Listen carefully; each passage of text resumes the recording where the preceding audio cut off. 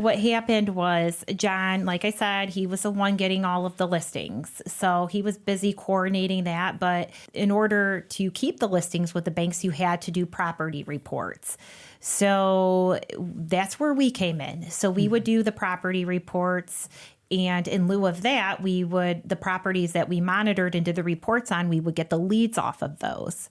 So that's basically how it worked. So yes, we had to work hard for those leads, but it was just, you're so used to it. And when I got into real estate, it was all I knew. I barely sold any traditional listings before, the shit hit the fan. So, yeah, well, and the reason behind that, just for everyone listening, is that if you were the person that was kind of assigned to that property and you were doing the inspections, you begin to know that property in and out, so that as buyers and things came, yep, we knew. I mean, just off the top of your head, you could tell them every nook and cranny, everything that's right or wrong with that property. You knew how much roughly it would cost to repair, and just all these things you just knew because it was your property, right?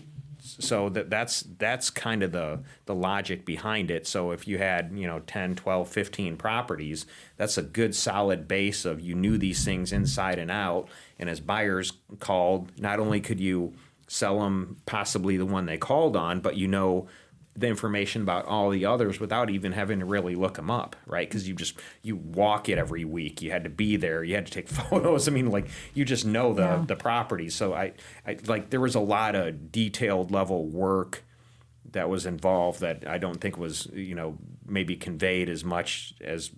I mean, it was a lot of work. There's a lot of back end work on staff. A lot of work on staff. A lot of work on you guys. But Yeah. again, there was benefit from that insofar as being able to handle the buyers effectively.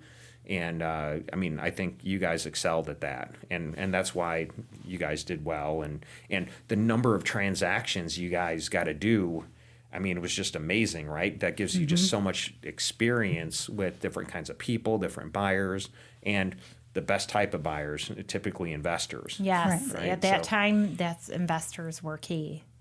So.